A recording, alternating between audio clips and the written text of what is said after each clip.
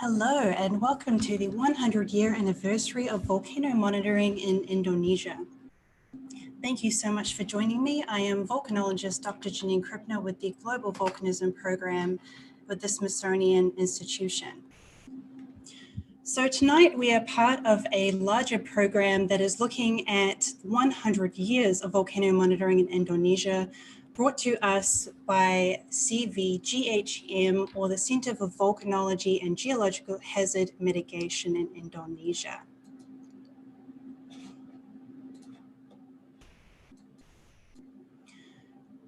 So this long journey started 100 years ago after a devastating eruption of Kilauea volcano that took more than 5,000 lives. This spurred action and ended up with the establishment of the Volcano Guard Office on the 16th of September in 1920.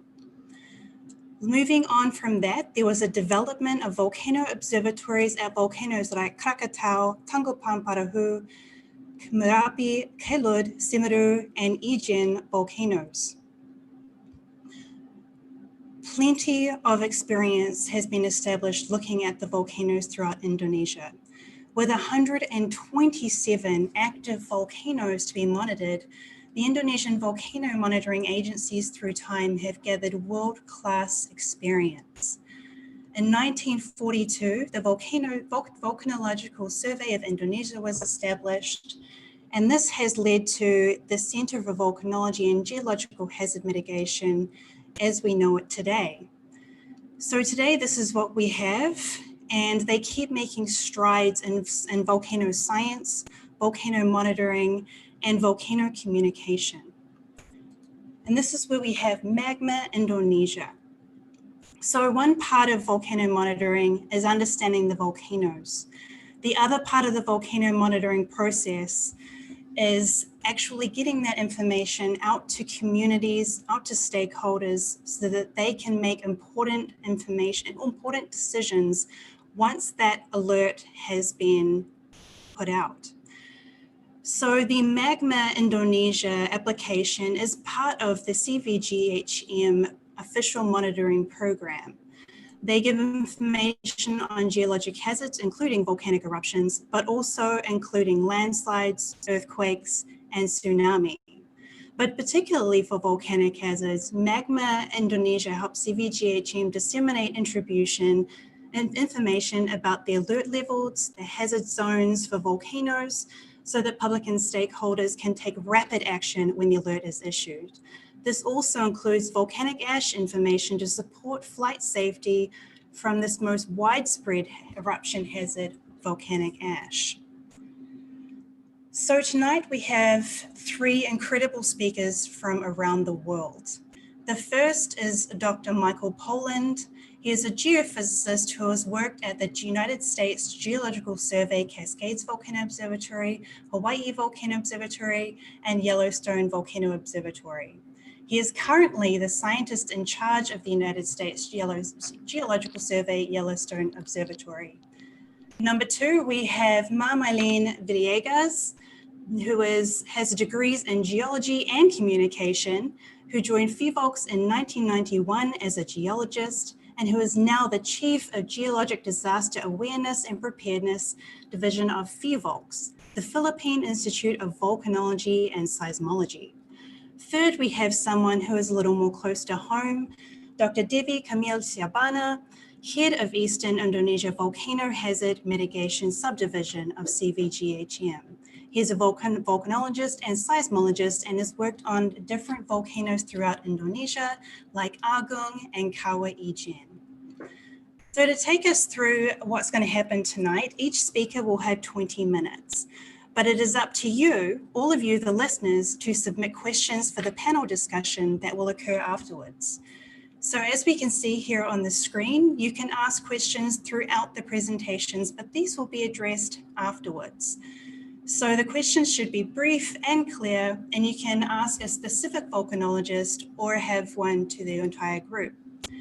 If you have a question directly related to the speaker's material, they should be submitted to the question and answer section in the Zoom or live comments in the YouTube link.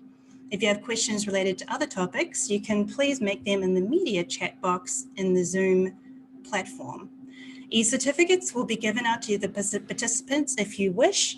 After the webinar, there will be a link shared and you can follow the steps until 1 p.m. Jakarta time, and then you will be sent to a link to download your participation certificate.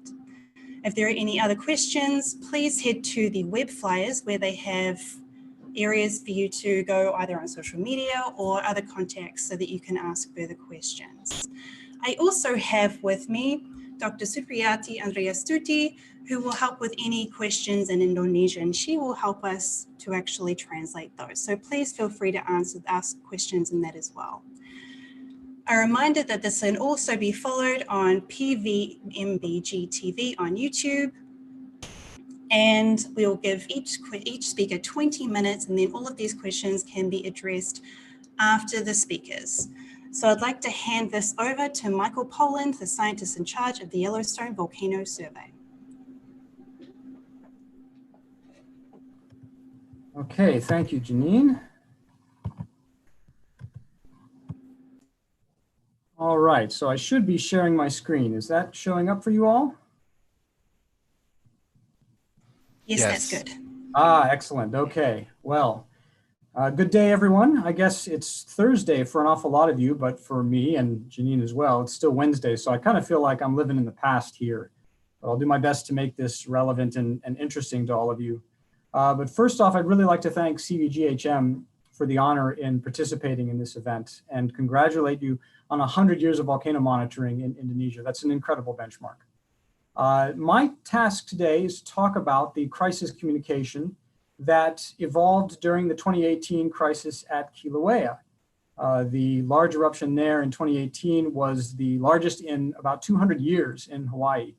Now, I am not a communication expert, far from it. I'm a geophysicist, and I've been dragged into the communications thing because it really became obvious that I think many of you who have been involved in volcanic crises, you have to wear a lot of hats as a volcanologist, and communication is an important one. There's people that demand information, both that are in affected areas. Media, of course, needs to be addressed, and then folks that have good questions about volcanoes that need to be answered. So communication is something that we can all chip into, and that's something I'd like to emphasize by the end of this, is that some of the strategies I talk about, I think, are things that we can all perhaps contribute to, regardless of your profession in volcanology.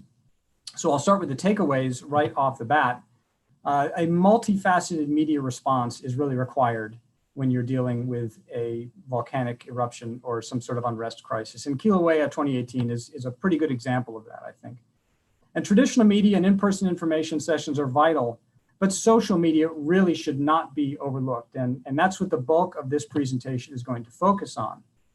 Now, if you're going to run an effective social media account, you really have to be dedicated. It requires a tremendous amount of time and effort. It's like being in a meeting with people all day, every day. And the amazing thing here is that everyone in the world can and will join in, especially for some of the really noteworthy crises, like the ones that we'll be talking about today, not only at Kilauea, but also at Taal and Agung. And this is a really powerful communication method. And I think something that is a nice side effect of the reach is that we can really use it to teach people science and make them more educated. So taking you to the middle of the Pacific Ocean and Kilauea volcano, located on the southeast part of the island of Hawaii. Kilauea has a summit caldera. That caldera is where magma is stored, and then it can move to the southwest or to the east underground via these rift zones. It had been doing that for 35 years, from 1983 to 2018, erupting 20 kilometers away from the summit at an event called Pu'uo'o. Now, moving in a little closer on Kilauea, looking at sort of a map view and a cross section of that area, you can see the east rift zone, and that red arrow is showing the path that magma took in 2018. It stopped erupting at Pu'uo'o and instead moved down into the lower part of the east rift zone where it erupted. It was over a cubic kilometer erupted. That red shading down at the very tip of the island are the lava flows that erupted in 2018. It drew lava from the summit area, from summit magma storage, which caused the summit to collapse. So this was a really multifaceted event that was affecting the entire volcano. It wasn't just the area where lava was coming out of the ground. Of course, where lava did come out of the ground was in the middle of a subdivision, the Leilani Estate subdivision. You can see that picture here. This is the main eruptive vent. And of course, there's houses right there in the background. It's over a cubic kilometer. It destroyed over 700 structures, 700 homes.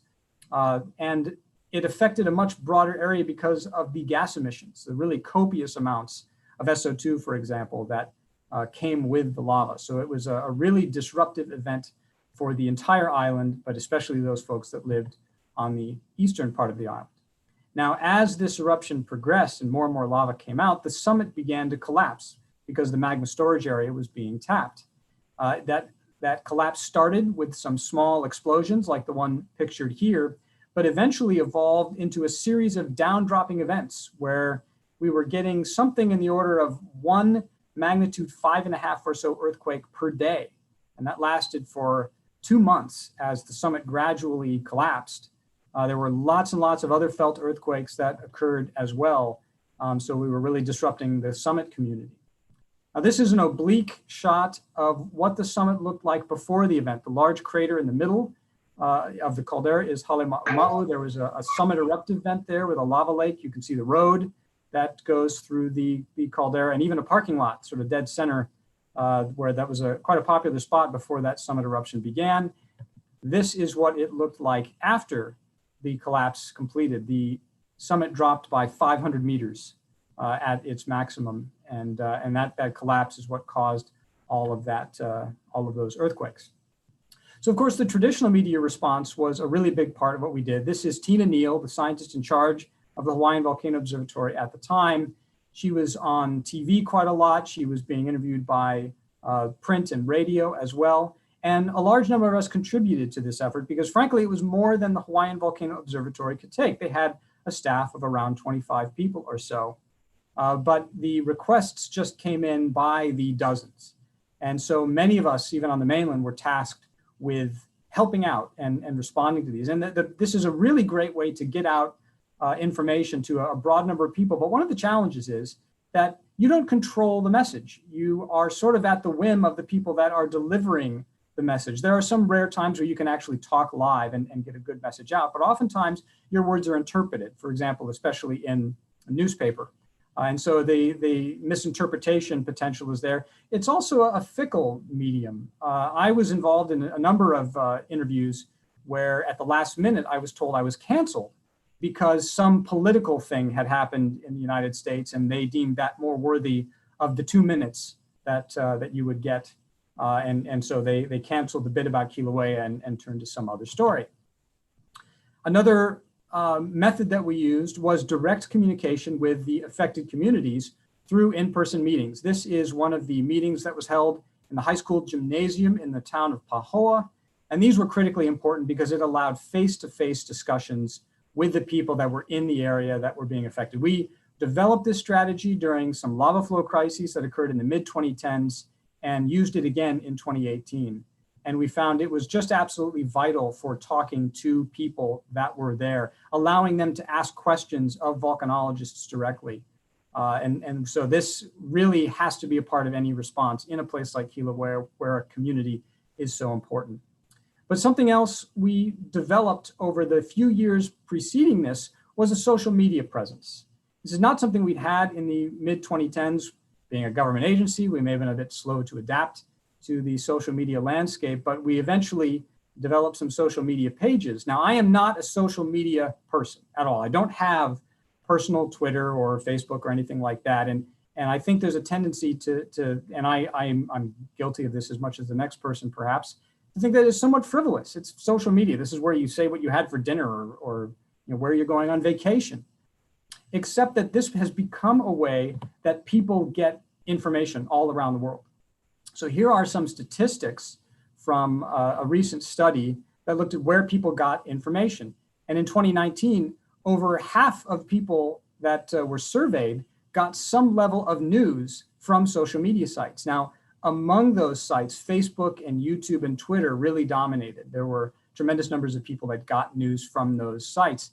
Also, of people that were on social media, a huge number, 79%, had some sort of interaction with science pages. And on those science pages, there was a lot of new content. About 3 in 10 posts were about new science. So social media is not something we can ignore. If we do, then other people are going to get on and try to co-opt the story, try to be the experts, and that can really result in disaster. And I know that Mylene and David will certainly have stories from Taal and Agung about times when non-experts were on social media putting out bad information. So that's something we have to be on the playing field in order to make sure good information is getting out there. And that is really means being active on social media.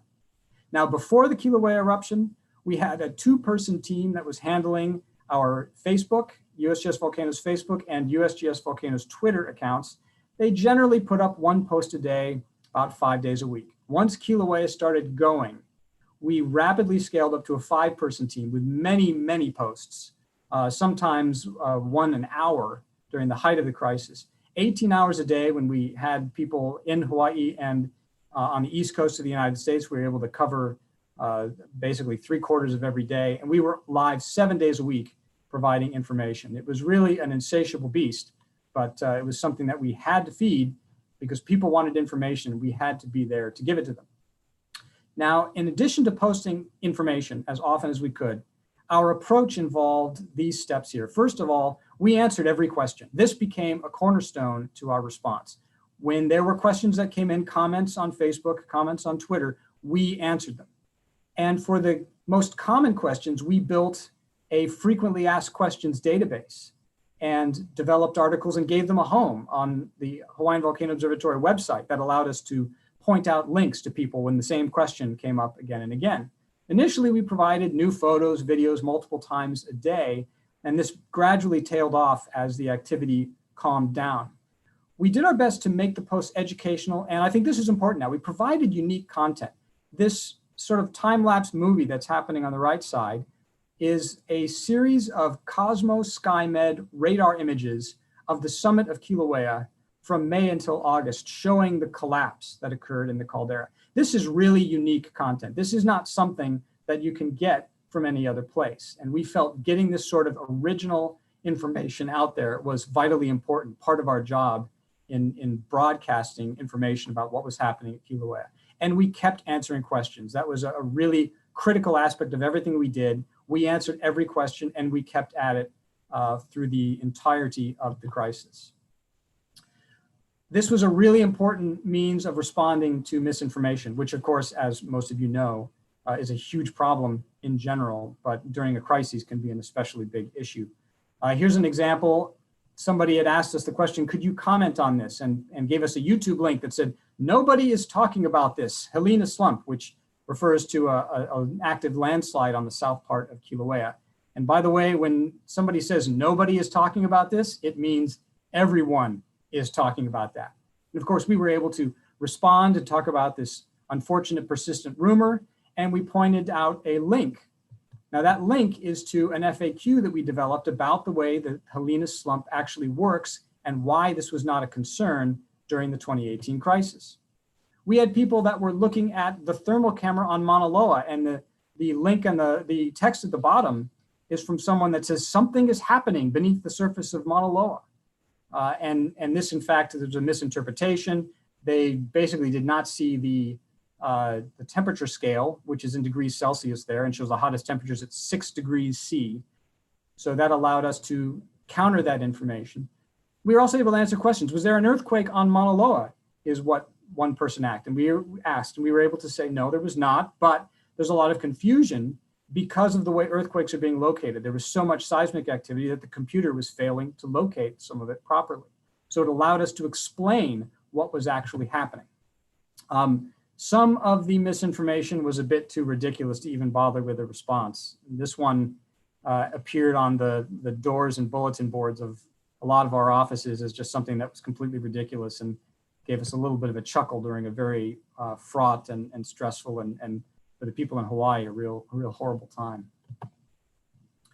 The benefits of this coordinated response. First of all, we built trust. We built trust within the community that people could ask questions and get answers, even if they were questions that had been asked many, many times.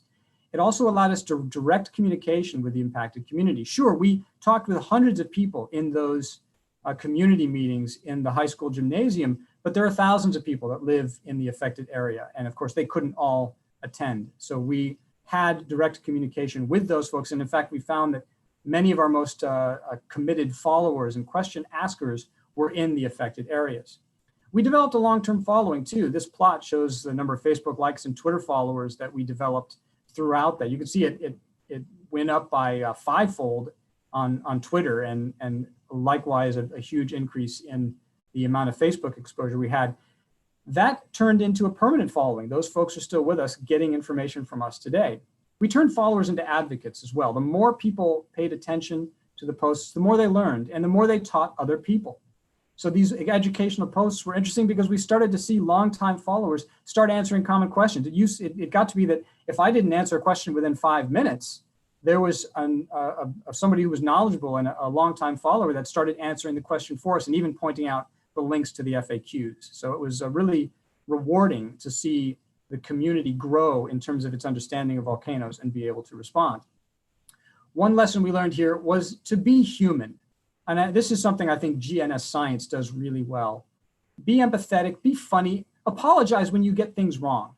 Just as a bit of a funny example here, this was a question we got. Is it safe to roast marshmallows over volcanic events, assuming you had a long enough stick? And we had to reply, well, we'll have to say, no, that's not safe. Please don't try. And if the event is emitting a lot of SO2 or H2S, they would taste bad. And if you had sulfuric acid, you get a pretty spectacular reaction. And this actually got picked up by all kinds of newspapers. This is a list of headlines that showed up as a result of that single tweet. It was an opportunity to be human. And I would emphasize that this is important, that we be seen as human and not the elite scientists. It's really challenging. It's also really rewarding. It's, as I said before, an insatiable beast. Once you start feeding this, what we felt in some ways we created a monster and we had to keep feeding that monster. So it requires a tremendous amount of dedication. And sometimes, of course, comments are very rude. People tend to not be nice at times, and social media is a haven for that at times. But the majority of the people are kind, they're supportive, they're appreciative of the information you're providing and your willingness to engage. And I think, as I mentioned on that previous slide, social media can be used to show scientists as people, as empathetic human beings. And that committed engagement results in educated followers. And here are some examples of the feedback we got, which was certainly very nice to hear that people appreciated our efforts. We're going to be applying these lessons. This is not going to be the only crisis we face in the United States. And here's an example of the kind of thing we may see in the future. This is the city of Seattle, and in the background is Mount Rainier. Now, you can imagine with Mount Rainier, when it starts showing signs of unrest, which one day it will, it's going to generate a tremendous amount of interest because of the huge number of people that live all around the volcano. Millions of people live in the Seattle-Tacoma area, and the volcano is certainly a prominent landmark. So you can imagine that this would be an even bigger response from traditional media in terms of community meetings with all the communities that surround the area, and especially social media responding to unrest and perhaps an eruption, even a small event or a non-event. If the unrest does not culminate in an eruption, that will be a tremendous amount of effort that will have to be expended to make sure that good information is getting out there that people can rely on. So I'd like to close really with a call to action for those of you that may be volcanologists that are watching this. You may not be communication experts. You may hate social media, and that's fine. But we can all contribute in different ways to educating folks out there and making an investment in communication so that when a crisis does arrive, we're not starting from behind. It does have a lot of challenges. Now, we are starting from behind in many cases. There are people that are putting out misinformation that are professionals, and they've been doing it for a long, long time. So we've sort of given them a pretty lengthy head start in some places. And staying on top of this takes a tremendous amount of time. It's not something that you can do sort of casually once every now and then. It takes dedication, it takes commitment. And of course, scientists can be viewed as elites as some, and this is where showing our human side is very important.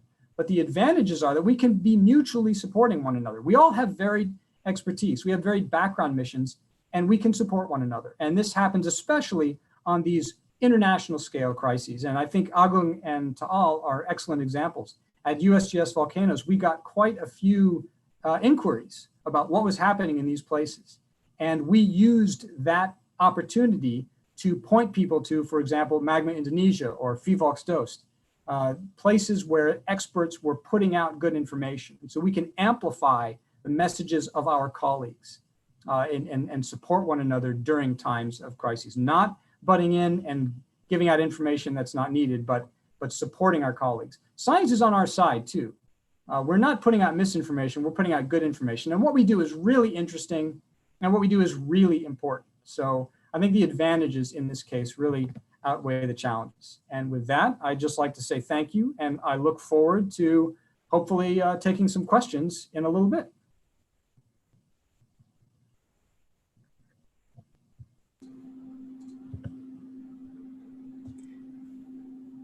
Thank you so much, Mike, for that. We have the theme for today, which is risk communication, the key to better community response. And as we've seen, we're based in Indonesia for this, but we've gone to Kilauea in the United States, and we're about to go to the Philippines with Dr. Mylene Villegas. So Mylene, could you please take over and take us to Taal?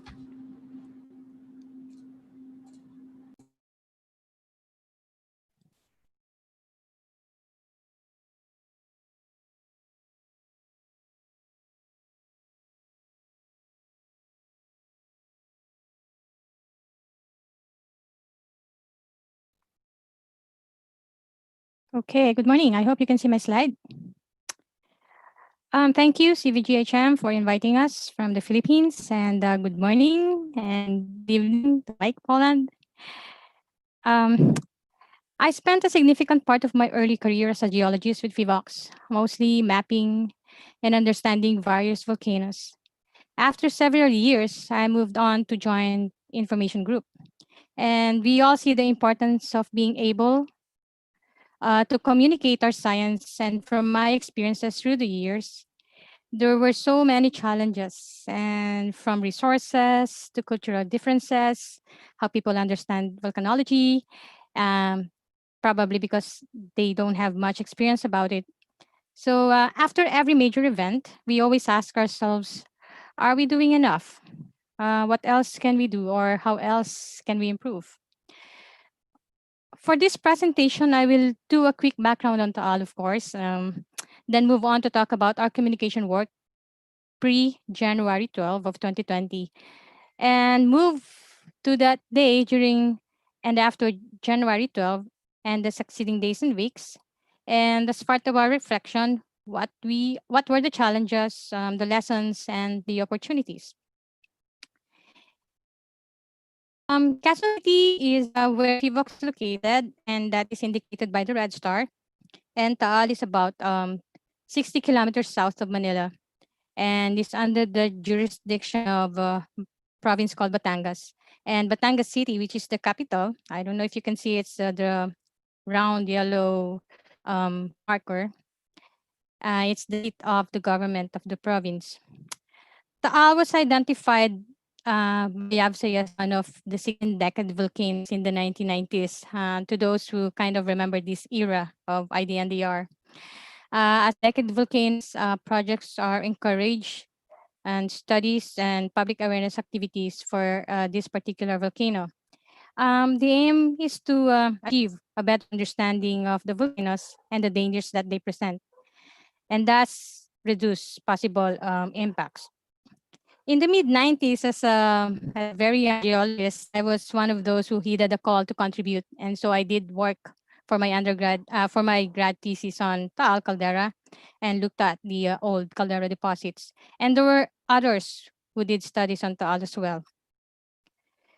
For PVOX, all these years, recognizing Taal's history of violent eruptions in 1911, 1965, and all the previous ones, and increasing population, all is the focus of various geologic and hazard assessment studies. And it's also the priority for build-up of comprehensive monitoring network. And of course, this is supplemented by awareness and preparedness program. So by the end of 2019, this is the monitoring network of Taal. You can see various monitoring equipment that are all set up on the island as well as around the caldera. I'm not from the volcano monitoring group, but they've done really a very comprehensive work on this. I also indicated here the main observatory that is near on the lakeshore, as well as the Tagaytay Seismic Station of PHIVOX, which is located on the Tagaytay Ridge. So I will divide divide the communication work that we did into two major parts: the pre-January 2020 and January 12 onwards, because here we can really see a major shift. The situation prior. For years, we were really quietly working, doing our work on Taal.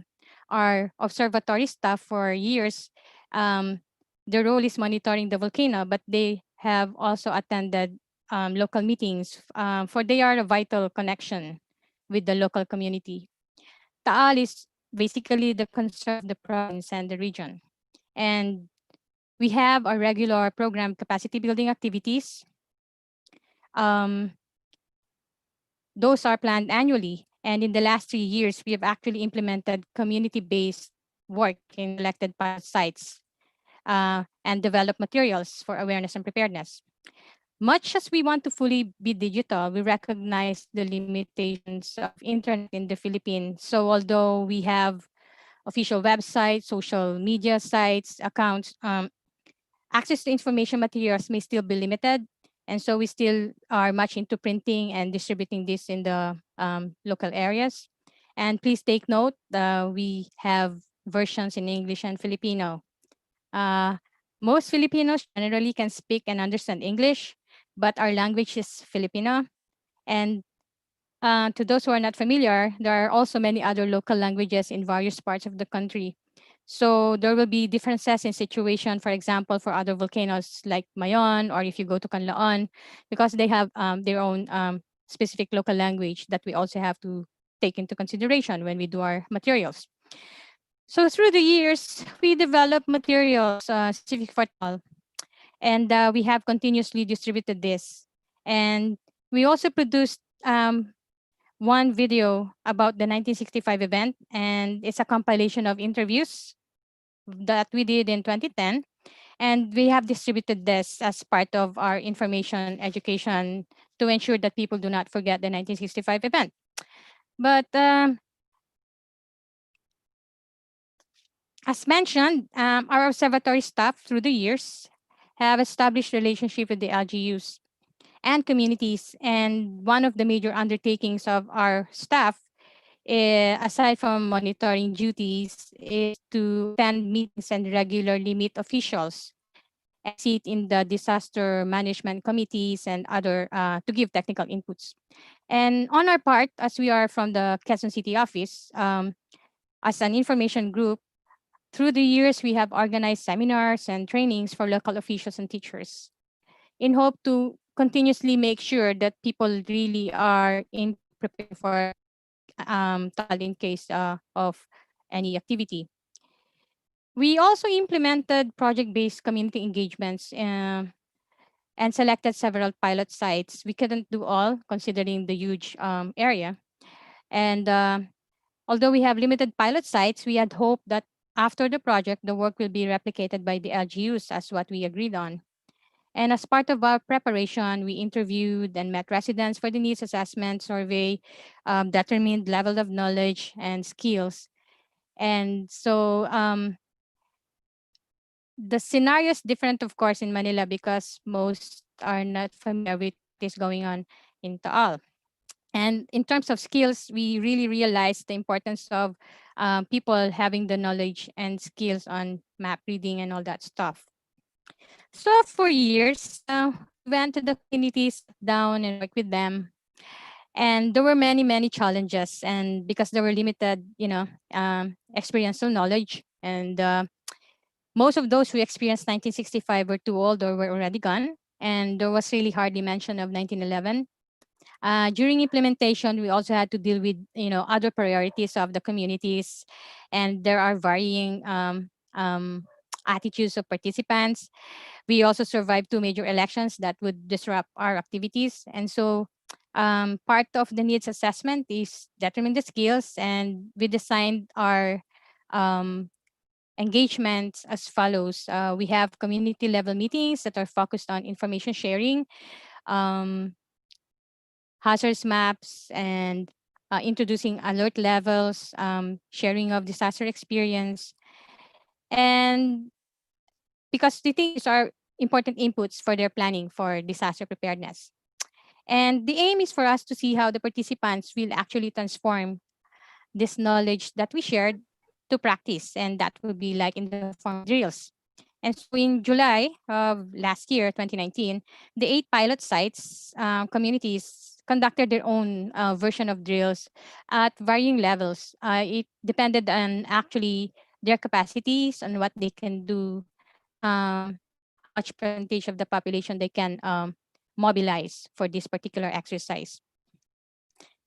As a geologist, to finally see Taal erupt is probably one of the most anticipated and exciting thing for a scientist, but sometimes it's something that you dread. Knowing, I've always had mixed feelings about witnessing an eruption from Taal based on the geology and historical accounts that I have read, and knowing its history and what it can possibly do. And so knowing the impacts it will have on people, it's something that, yeah, you'd like to observe, but that's something, yeah, hopefully it doesn't happen in my lifetime. But then, on a seemingly very quiet Sunday on January 12th, Taal started showing signs of activity. And but we've had like alert level 1 since March of 2019, and advisory because of the swarms in December of 2019. So there was increased steaming at the main crater, and this was observed, and this rapidly escalated with increased felt earthquakes. And by late afternoon, FIVOX rapidly issued and increased the alert levels status in succession. I captured the data from our FB showing the heightened public interest on the site starting January 12, and the virus responses from people were noted. But the most significant is the Taal volcano staff, because they are in direct communication with the island residents, and the island residents voluntarily evacuated immediately. And by the time Taal's activity escalated, the island was fully evacuated. I'd like to go back to that video feature of 1965. It was produced in 2012. And it was widely circulated by, within the communities and distributed to local schools. No, but the video was only posted in our YouTube channel in January 2017. But you can see the views were not as many in 2017, 2018. By end of 2019, we only had like 27,000 views. But by 2020, because of the eruption, that spiked into 220,000 views. So one of the unexpected by people residing in Manila is the rain of fine ash as experienced by nightfall of January 12. This map is actually a summary of the ash dispersal that our geologists from the geology division produced a few days after. The extent tells us how much far the ash reached towards. It's about 100 kilometers from Taal. And people outside the caldera were definitely surprised and alarmed by this. And remember, our years of volcano hazards information campaigns, we were so focused on the Taal caldera communities. Metro Manila was so focused on the possible occurrence of the earthquake or the big one that most invitations we received for orientation on hazards were focused on earthquake and tsunami for the case of Metro Manila. So in Metro Manila, this possibility of ashfall would be mentioned in lectures, but until January 12, it wasn't really picked up as the concern was so much heightened on earthquakes. So on January 12, we see a major shift from program risk communication to emergency mode of communicating. And our staff is the critical link. The staff at the observatory is the critical link for the volcano island communities. Overnight, Taal becomes the focus of national attention. And there was increased demand for immediate information, especially in social media at the national level. So we're like multi-channel from traditional media and to online news. And you have to remember, we're just like a handful of people working on this, and to monitor social media feedback is really takes a lot of your time. But the long years of trust building paid off on the ground for our observatory staff. Um, the direct communication of our staff with the Taal Volcano Island leaders help in the most critical time. The goal is for the 5,000 population on the island to be out of the harm's way at the shortest time possible. And communication by mobile phone, by SMS is very important during this ongoing escalating event. So the timely information exchange and notification saved the lives of many. And you can see that in the screen capture of the exchange of our staff with the local leader. And but this would not have been possible without the quick action of the residents as well. And based on our post-event interviews we conducted in March, in some of our pilot sites, many have evacuated and were on safe ground. But we also see this is not the case for all, as some residents of the lakeshore communities waited, and by the time they left, the ash was already heavy and it was already nighttime. By first week of March, we went back to visit some pilot barangays and able to talk to some of the leaders that we worked with the last 3 years. And it was good to know that the residents of this particular barangay, because they have pre-identified evacuation areas upslope, most of the people took the rough road to go up and stayed there overnight. According to him, as soon as the people observed what was happening on the island, they started preparing, and by 2 p.m., evacuation started. And by 3 p.m., most have gone, and that was the time that they also left the village. Bearing in mind the diverse audience that we have, the succeeding days were important in terms of communicating information to the public, and which is now at the national level platform. We are not just looking at talking to local residents and local government, but now we are on a national platform. And by nighttime, scientific meetings are always held, which is necessary for us to discuss the status of the volcano. And by morning, we have to ensure that we have daily bulletins for the status of the volcano that is released by the volcano monitoring group, and daily media briefings led by our agency head, Renato Solidum, and of course, chief of the volcano monitoring division, Mariton Bornas. In all of this, we still receive mixed feedbacks with our daily volcano updates. Its form, the language, the detail, the length. The full version is an institutional documentation, and the details of science important. And so we have to make the material easier to read for people. And we have come up with a shortened version for those who want to have a quick read. And this is how we always need to make sure that we are responsive to the comments and feedback of the public when it comes to their need for information. And so we would make sure that we have a shorter version in English and in Filipino, considering again the handful number of people that working in communication. So with the increased demand for information, we had to make adjustments with our materials real time, and we needed to explain. So we met with members of the media for sit-down interviews, and as Mariton and Yusek Solidum, they would normally be handling the daily morning media briefings held at the FIVOX office. We also had to accommodate popular shows for studio appearances and be able to explain and promote our science and volcanology. And there were some confusions still with hazard maps, the kilometer radius, the extent of the hazard areas, which is based on color. And this also occurred. And the list of barangays, there were also some confusions with people.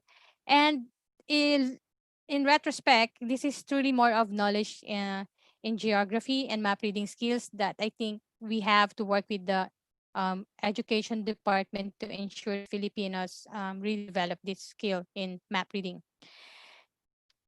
And it is never an easy task to be a scientist in ongoing crisis situation, and that's we are also faced with emotions and expectations. And this is just one of the many that we encountered. Um, Mariton was actually asked during one media briefing about this. The info card to the left is from a public official who was very emotional and criticized PVOX and wanted the president to change the PVOX opinion about what was going on over Taal. And so when Mariton was asked, how did she respond? Still with respect and with empathy and understanding, but still firm with our science. And which really is very important because we have to give across the message that we are in this together and that we are there for them.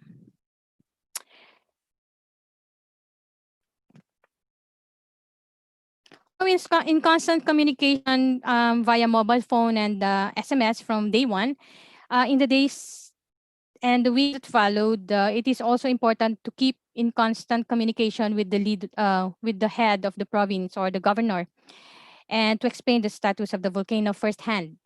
And Yusek Solidum, as head of the agency, made 2 trips to Batangas during this period. First, to discuss the status and the changes over Taal and what we are waiting for, to explain the science part and discuss the scenarios. And the meeting ended with the understanding that the governor will be constantly briefed of Taal status. The second trip was made just before we lowered the alert level.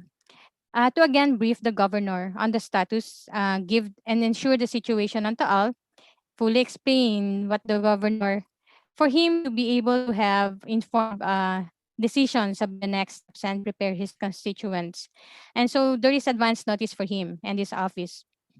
So challenges, there are so many challenges, from language, knowledge of people, understanding of diverse audience, information materials, social media.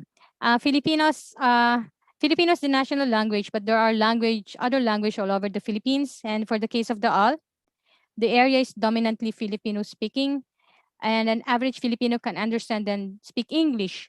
But the volcano updates were found to be still full of unfamiliar, too technical words, according to comments on our FB. And so people have different levels of knowledge. Most residents around Taal are familiar with certain related terms, but the negative feedback about terms from social media were probably also from people outside Taal, and we have to respond to them. So our realization, no matter how we tried, there are still limitations now with information materials, and we keep on improving to ensure information is available and accessible in all platforms. And another challenge, as like what Mike said, there were many open data and information now available and a lot of individuals and groups interpreting this. And so these are subject to various interpretations and opinions, which could tend to confuse the public, especially in social media. Lessons. The Taal experience reinforces what we already know. Trust building takes years, and especially with local officials. And it is important for situations such as volcano crisis. But the direct link of our observatory staff with the island residents is one of the very significant factors in this event for quick action that save lives. In our CBDRM, we concentrated on lakeshore communities, but now we see the importance of to emphasize the possible impacts for areas even distal to the caldera, like nearby provinces and Metro Manila. In a crisis, it is important to keep a direct line of communication with the LGU, especially the governor, and which fortunately we are able to do.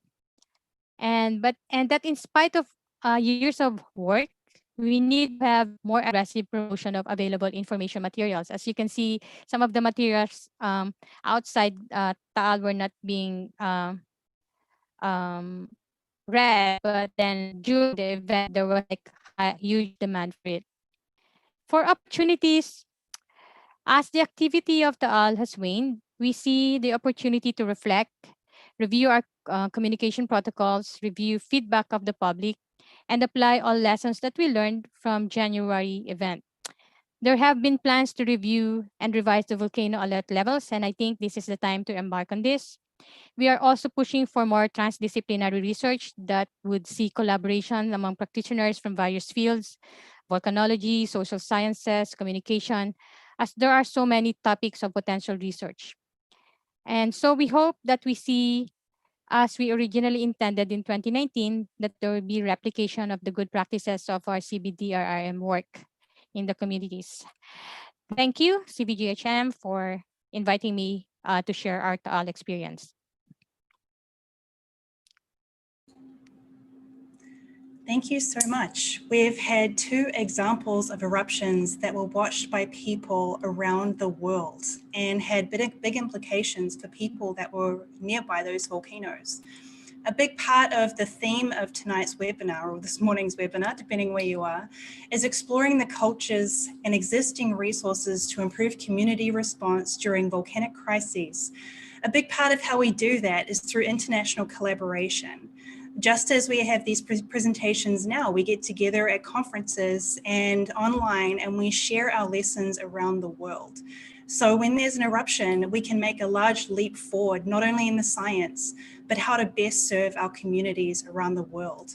So next we're going back to our host country of Indonesia. We have Devi to talk about the 2017 crisis of Agung.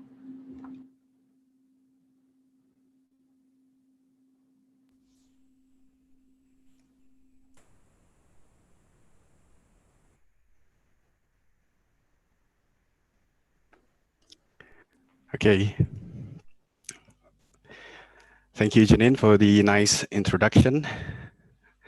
First, I will try to open my slides. Okay.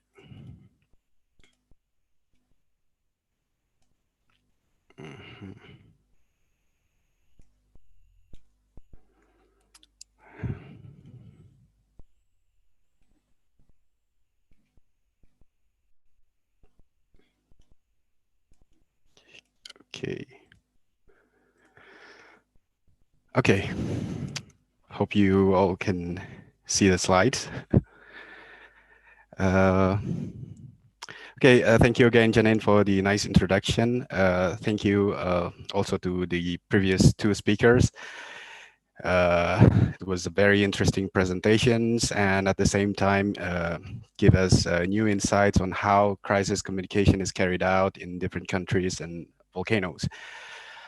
First of all, I would like to greet more than 300 participants of this webinar. Good morning to everyone in Indonesia. Good evening for our friends in the United States. And magandang umaga for participants from the Philippines, and for Indonesians, selamat pagi. Assalamualaikum warahmatullahi wabarakatuh. It is a great pleasure and an honor for me to talk on behalf of the Indonesian Center for Volcanology and Geological Hazard Mitigation in this webinar session to commemorate the 100th anniversary of volcano monitoring in Indonesia. So on this occasion, I will focus on discussing the crisis communication at Mount Agung during the pre-eruption period in 2017. As was Mike told you before, I am not a communication specialist either. I am a geophysicist, but when you work during a volcanic crisis, you need to communicate the condition of the volcano in public language. So it is like you're forced to do this. So why did I choose the title as it appears on the screen? This will be answered later during the presentation. So if you see on the image on the right, some of you may have seen this kind of building or design. So this is a typical Balinese pavilion design, but maybe not everyone knows what their name and the function is. So okay. In Bali, this is called Balai Kulkul. So if we translated it into English, it means drum pavilion. So this is a Balinese pavilion where a slit log drum is placed. So it is essentially a drum tower. So what is its function? Kulkul is a centuries-old traditional communication tool used to spread information within the Balinese community. including meeting information, community work information, death information, and disaster information. So there are different patterns when the kulkul is hit. If the kulkul is hit in a series of one beat with a long pause in between, this means that a meeting is being called or the people are being summoned to carry out community work. If there is a death in the community, the kulkul is struck in a series of 3 hits with a pause of in between each series between 3 and 9 series. And if it is hit over and over quickly without a break, it means that there is something dangerous happening in the area. This could be a disaster, an emergency situation, fire, or even if there is a thief. So Bali Kulkul manifests a local wisdom of the Balinese community that shows the importance of an effective communication system. That is for an introduction of this presentation. Now let's move to Mount Agung. So this is Mount Agung. Mount Agung is the highest peak on the island of Bali with a summit height of more than 3,000 meters above sea level. This volcano is located in the east of the island of Bali. This volcano is very sacred by the Hindu community in Bali. The name Agung itself is very, in English, it means great or holy. Like other volcanoes in Indonesia, this name has a meaning that describes how people see the characteristics of the volcano. So Mount Agung is also one of the main destinations for tourists visiting Bali. Around Mount Agung, there are fertile soils, large tourist arrivals, and there are also sand minings, industries, and so on. And it shows how large the role of Mount Agung in supporting Bali economically. So that was the beauty of Mount Agung, but in the other hand, Mount Agung is an active volcano. It has been dormant for more than 50 years before the 2017 eruption. Mount Agung has a history of large eruptions in the past and is known as one of the deadliest in Indonesia. As was made apparent during the last eruption in 1963 that killed over 1,000 people. With a volcanic explosivity index, or VEI5, it was one of the 10 largest volcanic eruptions of the 20th century. In contrast, this enormous volcano is now densely populated. There are currently about 200,000 people live within the volcanic hazard zone. Therefore, the potential for activity at Mount Agung is daunting. The area around the volcano is very prone to disasters. So the image on the right is a photo taken by Anna Matthews, and if you find the book, it was the Night of Purnama by Anna Matthews. It was published in 1965. It was a very nice story of what happened in 1963. So I will talk about the 2017 crisis. Started from August 2017, Mount Agung displayed increasing unrest. So it is manifested in the forms of anomalous gas emission, as you see on the screen. So in normal period, there was no steaming on the crater of Agung, while image from September 2017, we could see continuous gas emission from the northeast part of the crater. The water expulsion was also reported by unauthorized hikers on 13 September 2017. And from satellite images, we could also see a growing thermal anomaly on the summit crater. And one of the most notable signs of unrest was the rapid ramp up in seismicity, particularly the high frequency volcanotectonic events. As you can see on the image on the right here. This is a very rapid ramp up, and if you see the color is different, there is green, yellow, and orange. That's the timing when we set the alert level. So green is level 1 normal, and then yellow is level 2, which is and orange is level 3. So afterwards, we increase the alert level. So And during that period, Agung was only monitored. Sorry, I need to go back. Oops. I think. Okay. So during that period, Mount Agung was only monitored by 2 near-field seismic stations. We have indeed 4 more stations located around on that Batur, that is located less than 20 kilometers in the northwest of Mount Agung. And the lack of instrumental monitoring data prior to previous eruptions created also a problem for us. It means that there was no geophysical monitoring basis for interpreting the somewhat unusual sequence of unrest in 2017. The good news from the beginning of this crisis was that volcanologists were able to detect early anomalous behavior so that early warning for a potential eruption can be issued, and coordinating agencies could already make some preparations. But on the other hand, the bad news is that we have to tell the community around the volcano about the real situation, that the volcano has the potential to erupt and could potentially threaten their lives and livelihoods. We need to be brave and at the same time have a good empathy on what these people feel when we tell them the possible scenario. We also have to communicate the uncertainty that we could not predict precisely when the volcano will erupt. We believe that if an eruption were to occur, it will likely that the first eruption will be small.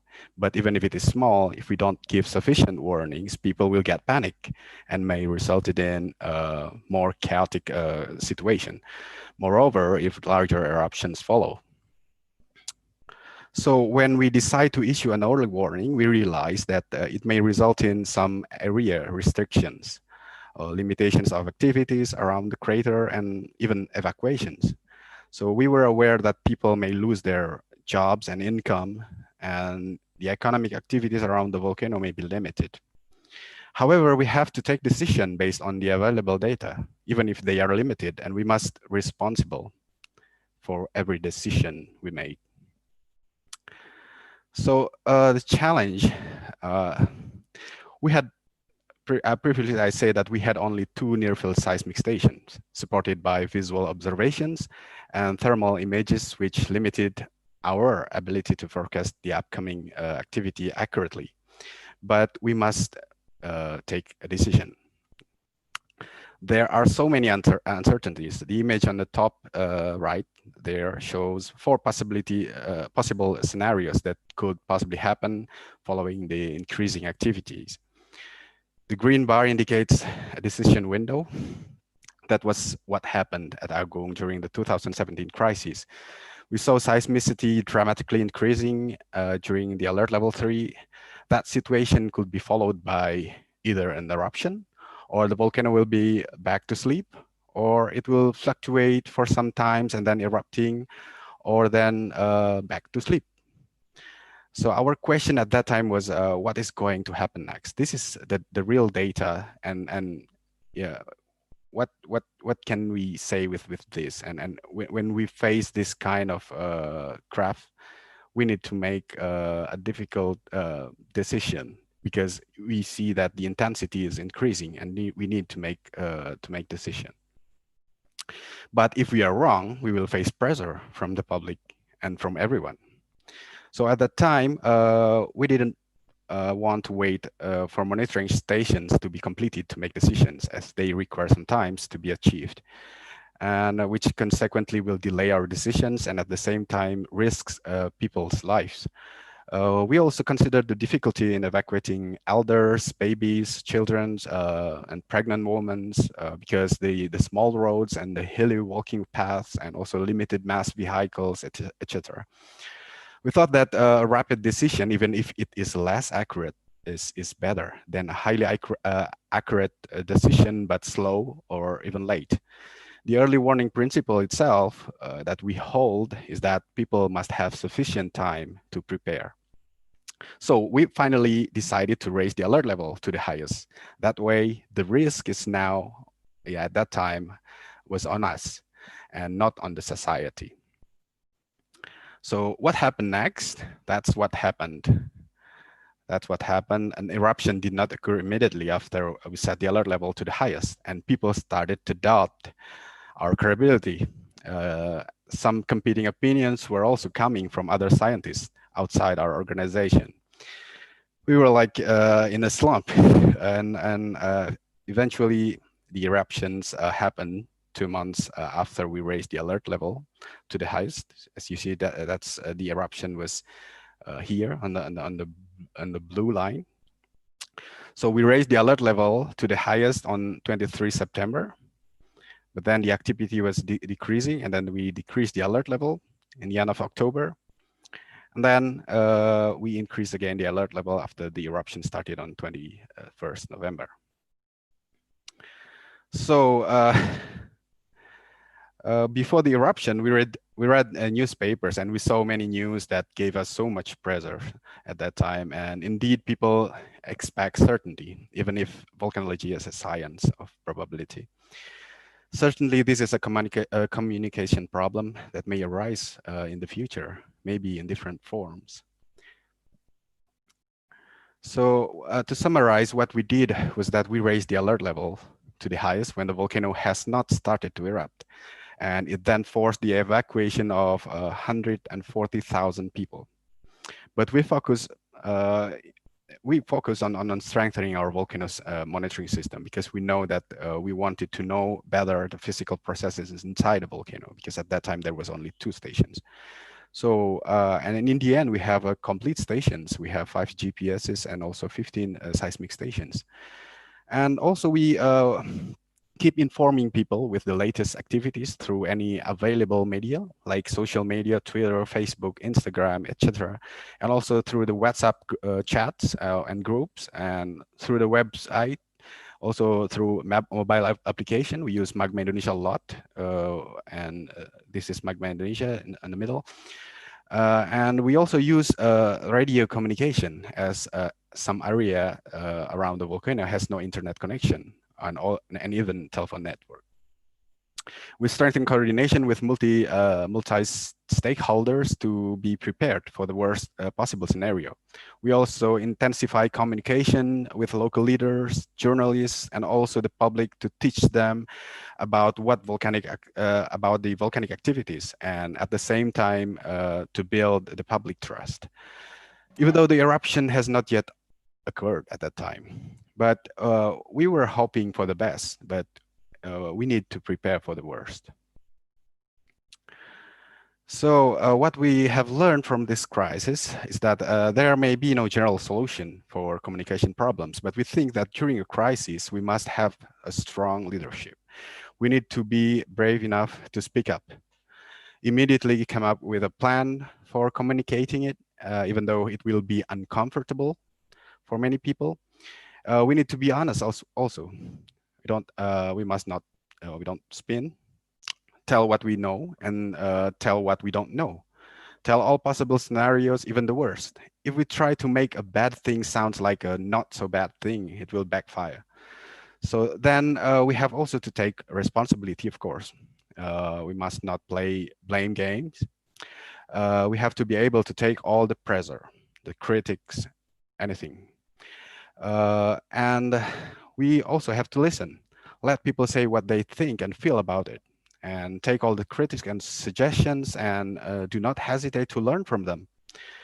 And finally, we respond. We make a plan on what we will do based on our evaluations, and continue to make improvements. So, and learning from this crisis, finally, in order to mitigate the risk from future eruptions, several recommended actions are warranted. Continual education of the local population is required to ensure that they are prepared to respond to changing events, and to take recommended actions. Prior to September 2017, the local officials and some religious leaders in Bali were relatively unfamiliar with the events of past eruptions and the potential for renewed activity. And therefore, intensive meetings and discussions were required to allow for cooperative planning to aid in evacuations, for example. In the future, also, the periodic tabletop exercises are recommended to help coordinating agencies maintain a system of communication and coordination in advance of future crises. These exercises could form a part of volcanic eruption contingency plans, which would necessitate periodic updates to reflect the administrative and political changes. Although some residents remember the past eruptions, many others do not.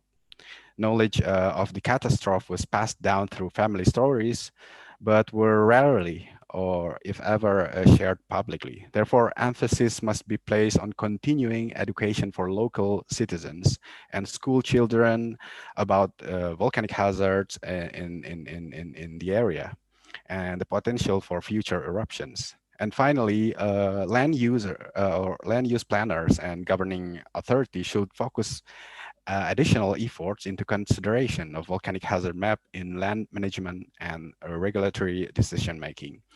So by limiting the population living, working, and traveling or doing activities in the hazard zones, the volcanic risk can be mitigated during future volcanic crises in the area.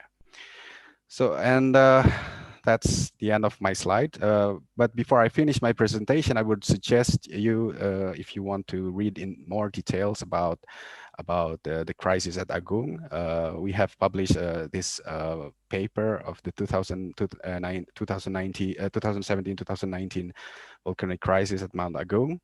You can follow the link. This is an open access article so that you can read the full article freely, and you can also download it if you need it. And thank you. Back to you, Janine. Thank you so much. We have 3 international crises that were watched by people from around the world across multiple languages. If I could get the other 2 speakers to please turn your cameras on, we can start the panel discussion. Okay, thank you so much. So I have a bunch of questions here. I'll read some out and then I'll ask some people to ask their questions directly as well. So to kick things off, this question was to Mike, but Devi also touched on this as well. So this was from Brian Marfito. How do you address the information or the interpretation of information related to Kilauea from geoscientists that are not volcanologists? So that's directed to Mike, but I know Devi had issues with this as well. So over to you guys.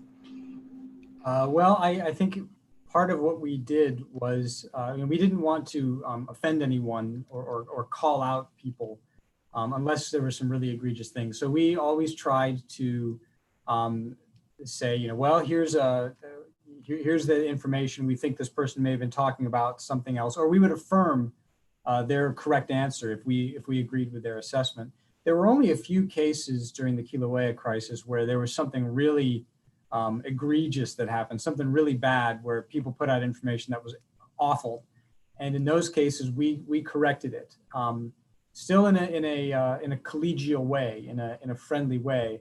But there were a couple of cases where we actually contacted groups that were outside of social media and said, hey, you posted something to your site and it's really not very accurate. Could you please update it? Here's some information you might need. So we didn't have to do that much, but we did do it when it was needed.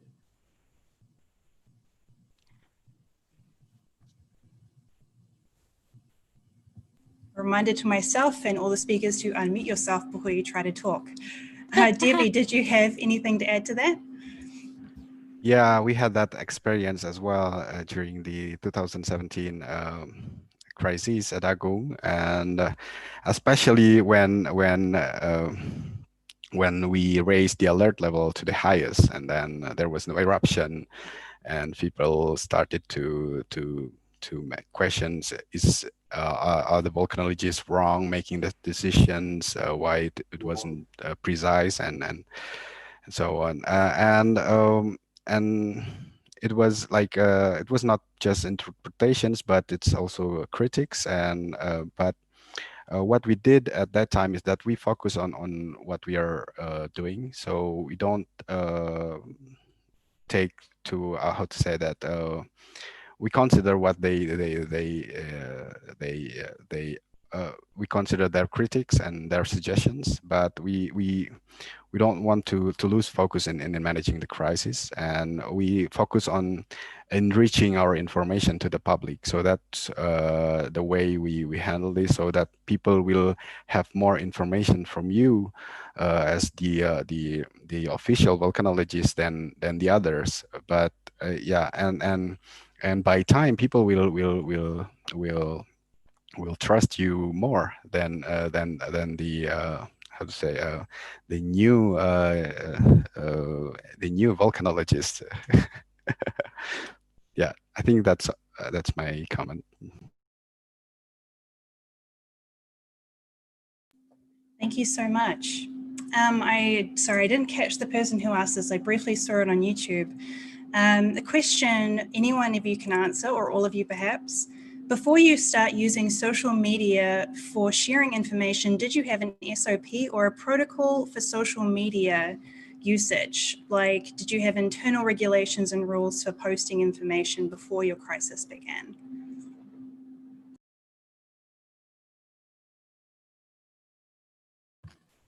Yeah, Janine.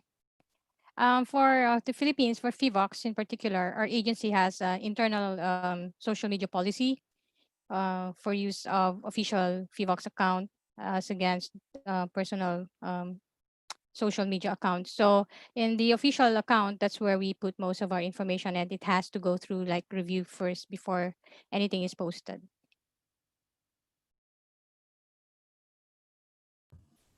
We don't have that in USGS. There's a tremendous amount of trust given to those of us that have access to USGS social media accounts, which, of course, can be, sometimes you say the wrong thing.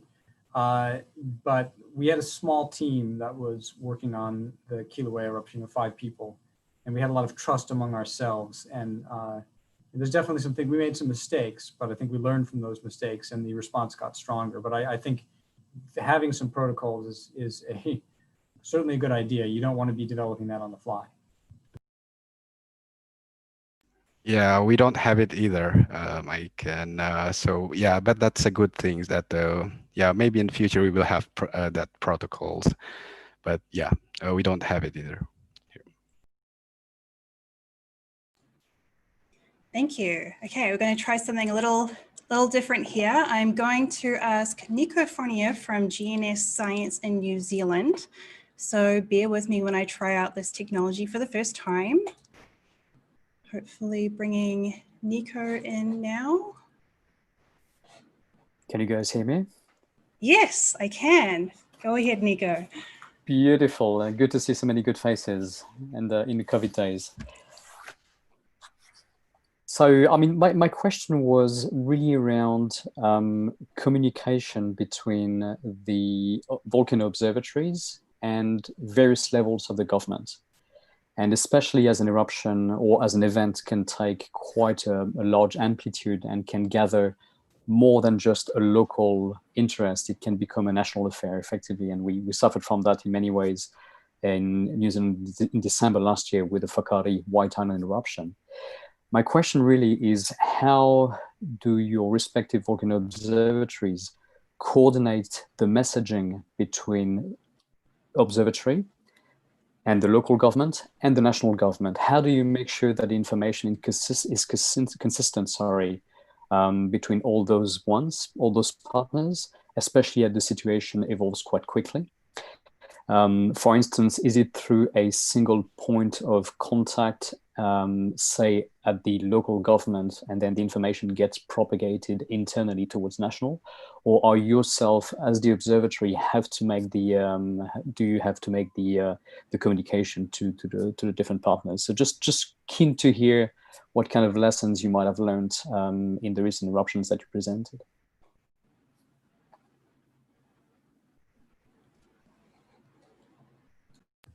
That might be a better question for Devi and Mylene, because the Hawaii crisis was a pretty local crisis, pretty far from the mainland U.S. And it was a single island. The island had a single government, a county government, and we were embedded. The Hawaiian Volcano Observatory Science were embedded with the county government. So there was direct communication with civil defense officials, the mayor.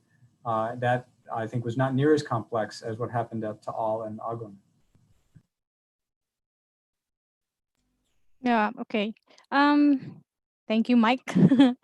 And as a national agency, of course, we are based in Manila, and we have a structure wherein we have to inform the national government, like, the office of the president and the secretaries about what is going on. But at the same time, our observatory has direct contact with the local government. When we say local government, that's the head of the province and the municipalities or the towns. And so there has to be a link. Official transmission of information is through the national level, but there is a way to do it also horizontally to ensure that timely information is given to those who are concerned, especially those who are within the area of responsibility of the observatory. And also, we have hotlines for really very important stuff that the office needs to get through to, say, the governor. They always need to get the advance information before uh, major decisions are made.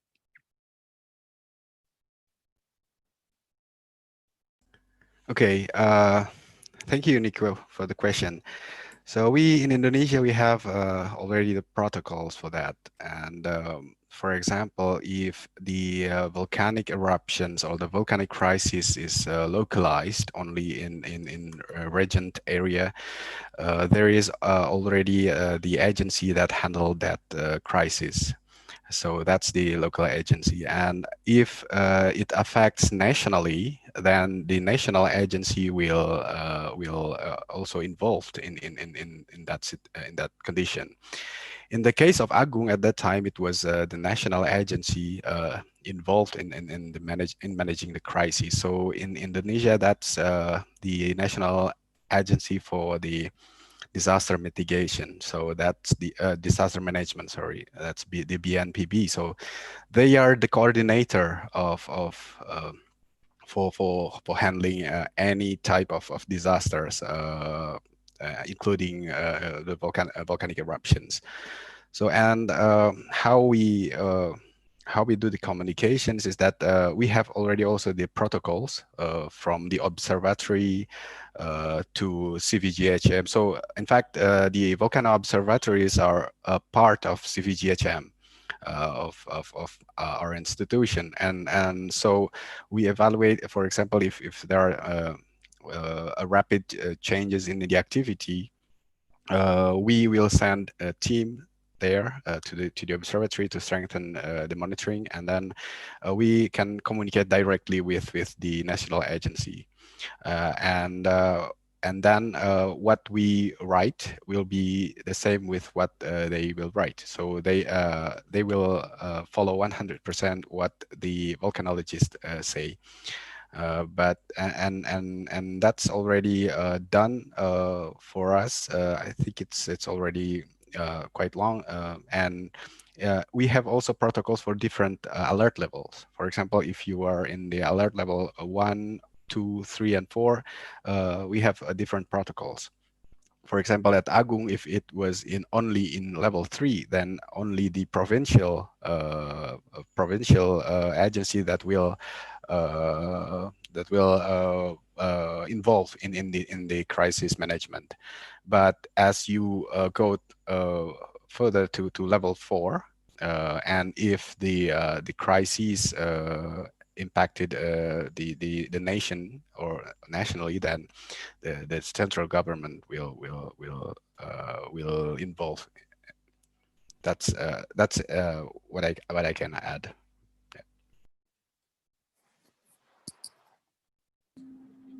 Thank you. There was a statement early on that USGS has done an incredible job, and there's a lot that can be learned from USGS with their response.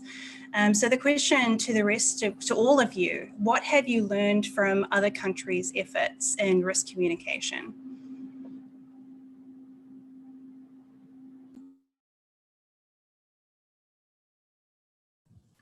I'll bite on that first, I guess. I think the being human was a big part of it. I think many of us have a tendency to want to be analytical. That's what we're trained to do as scientists, and not be human. I think looking at the way GNS Science did a lot of their social media work was a great example of how we can demonstrate that we are humans as well, being empathetic, apologetic, trying to be funny, and trying to show that we understand what people may be going through, or at least we appreciate it. So I took a lot of what GNS, I think they really led in that department.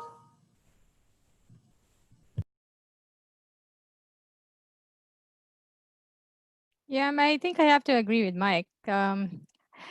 Every kind of event that happens outside the Philippines, we also like look at it and monitor and see how they respond and learn a lot from them as well.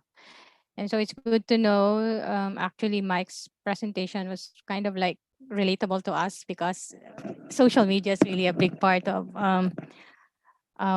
what is going on right now in most of whatever earthquake, tsunami, volcano event in the Philippines. And so it's good to learn from others. And yeah, people seeing us not as remote, scientists, but as people as well helps because they can relate to it and they can relate to us.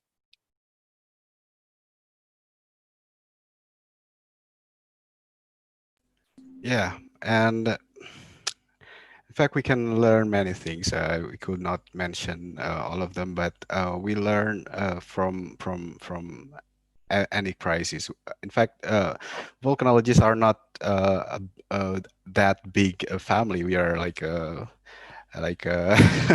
small family, so we meet a lot during the conferences, and we shared a lot, and it is very nice to hear new insights from different scientists, and it helped us also to improve our monitoring system, our way to communicate with people, and we need them. So we need them. We don't want to be exclusive. We think that we need to be like Mike said, we need to be funny, and we need to be how to say we need to socialize with people, and we are volcanologists, but we are not like people who stay inside an observatory and don't have friends. So, and yeah, I think I learned a lot from the crisis from like in Kilauea, and also from Taal, and every crisis always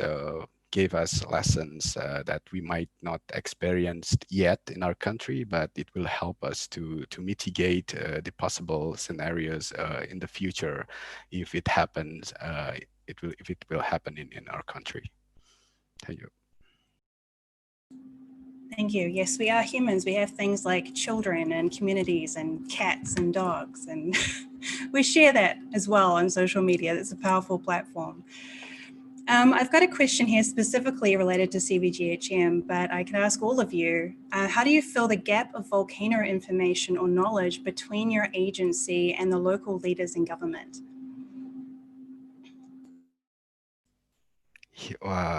Yeah, it's a difficult questions, because when you talk about governments and local leaders, it depends on which or where the location is. So for some areas, for example, in Indonesia, in Yogyakarta, for example, they have high frequency eruptions of Merapi volcano. They have so many experiences, and to fill the gap between the scientists and the local government may be easier. Maybe even if we cannot say that it will be easy, but it will depend on the capacity of the local leader itself, and also the government, the local government, and the activity of the volcano also. I think it has some effects. For example, for volcanoes that are not erupted for 200 years, maybe the local government, if there will be a crisis, they will like they will feel different with the government that has a lot of experiences, and so it is not we could not answer the questions in general, but generally what we do is that we try to do routine communications to the public. We call it like a socialization, and that's one of our main activities at CVGHM. So we could not go to different places in 1 year because we have like 69 volcanoes monitored, and then we could not visit all of them because we are not a big team. And so we do some socialization. We do some educations also to the public, and there is a good thing of COVID-19, I think, because now CVGHM hold this kind of activity, and this could be a way to minimize the gap between the scientists and the local government, and also different people from different agencies. And by this media, I think it will hopefully help us to if it is not fill the gap or minimize the gap between the scientists and the public.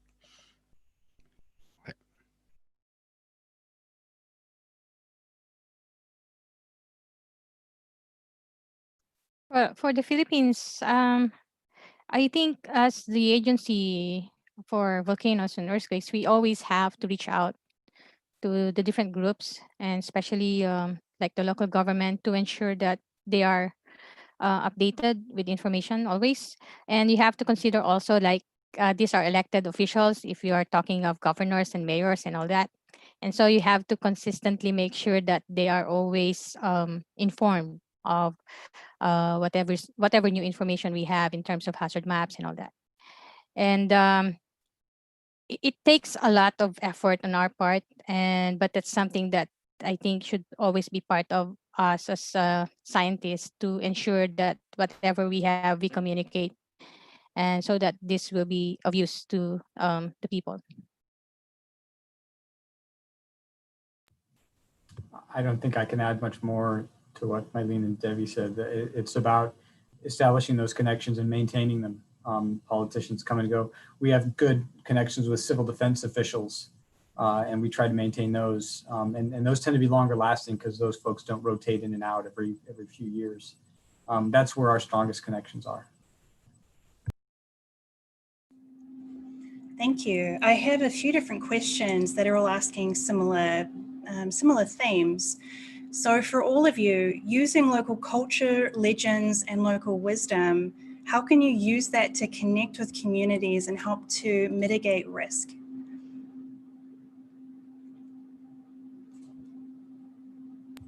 I'm happy to start. In Hawaii, there is, of course, a very rich mythology surrounding the volcano.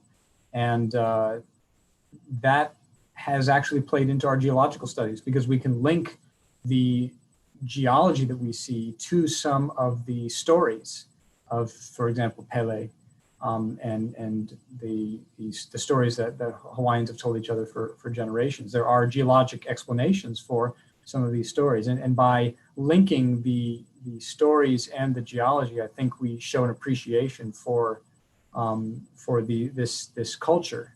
And that helps to lend credibility. It shows that we're taking these things seriously and respecting them, because we can learn from them. We're not showing up acting like we know everything. And geologists don't have to worry about paying attention to other sources of information. It's about more than just respect, but also learning from these different cultures.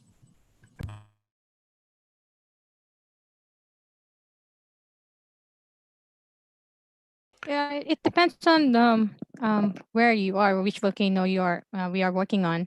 But definitely it helps. Like, we sit down with them and do sessions, them sharing whatever they probably still have about the volcano.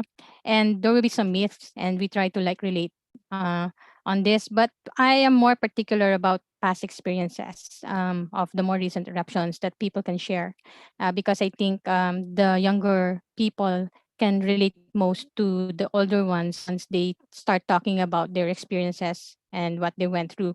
And I've had some interesting discussions about this kind of research, like for Mayon and Hibak-Hibak volcano. For Taal, it was mostly recollection of 1965.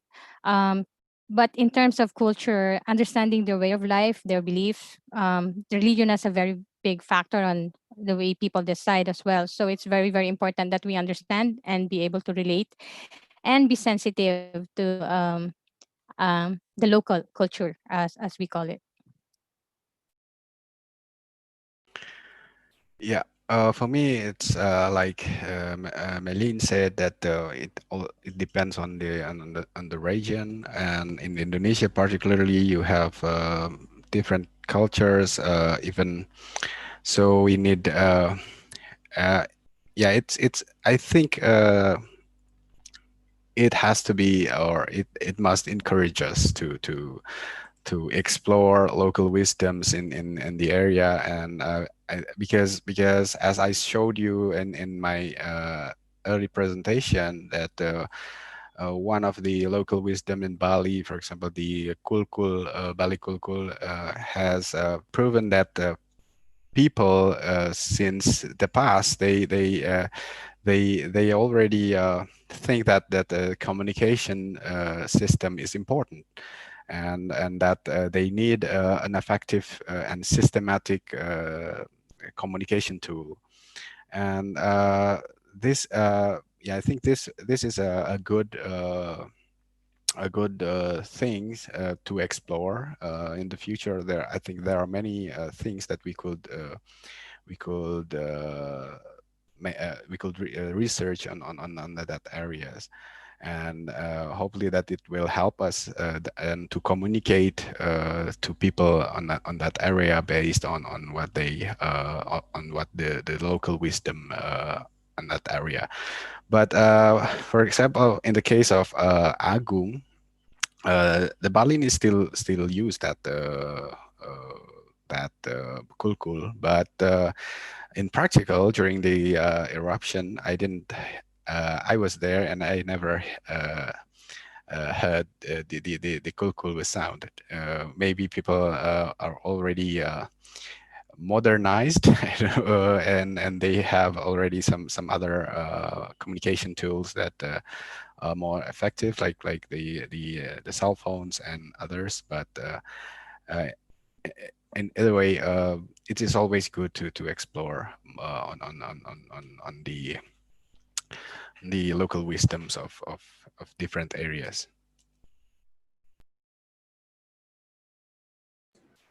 Thank you. I have a question here from Johanna Noradika Maharani, who couldn't ask the question out loud, so I'll ask for them. I'm Johanna from UPNVY CBNU South Korea. Building community resilience must be met by 1, risk knowledge, 2, monitoring and warning services, 3, dissemination and communication, and 4, the ability for people to respond.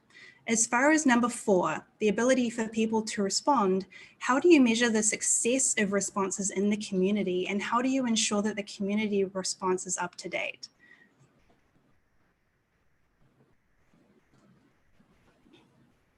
So I guess, how do you engage with a dialogue with your communities to make sure that your efforts are being understood and actually undertaken within those communities to help mitigate the risks around your volcanoes?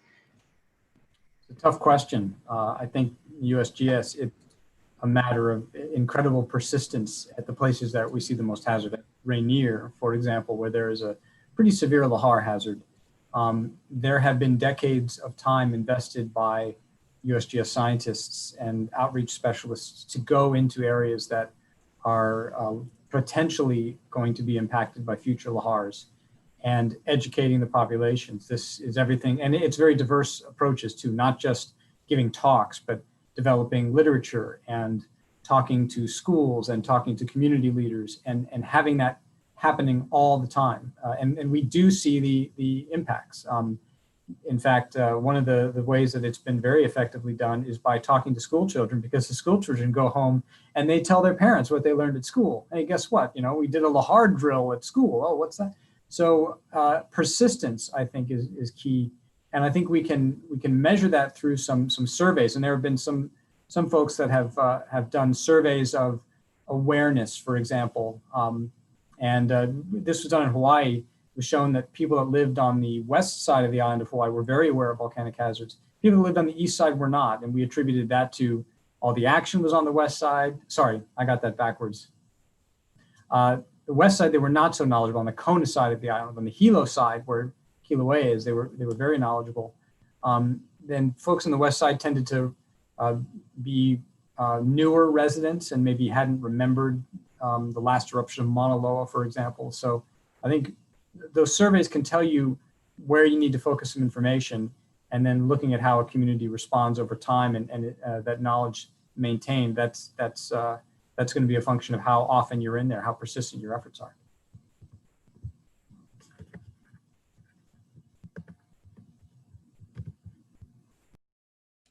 Okay, I will answer. Yes, that's a very good question and very hard to answer. And because, yeah, it is difficult to measure that. And I think that's also a good thing for researchers to explore. For example, like when we say there was no casualty, but you have losses in economy, then we don't have a clear we don't have a clear how to say definition if it is successful or not, and so we need to see in many aspects, not only on the casualties but also the economic costs and others, because and I think it is difficult to measure that for the moment, because now we say that if we are successful, if we manage to save people's lives, and regardless the economic loss caused by the crisis. But that's an encouraging question. Maybe some of us will make a research on that and try to make some tool to evaluate the success rate of the crisis management.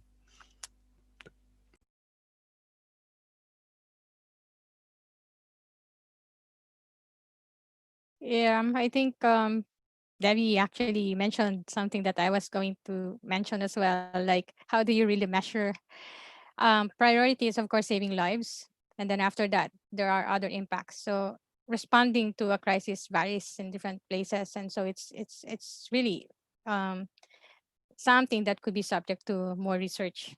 Like, how do we really measure? That would depend on different areas as well.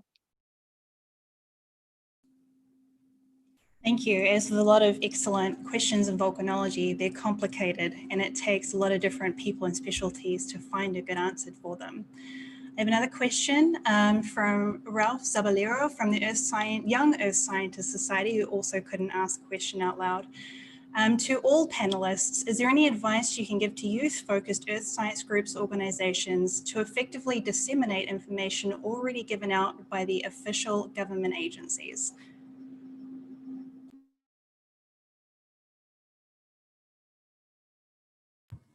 Well, talking with kids has always been something that has been very effective in the U.S. Talking with the schools, because then it starts conversations at home.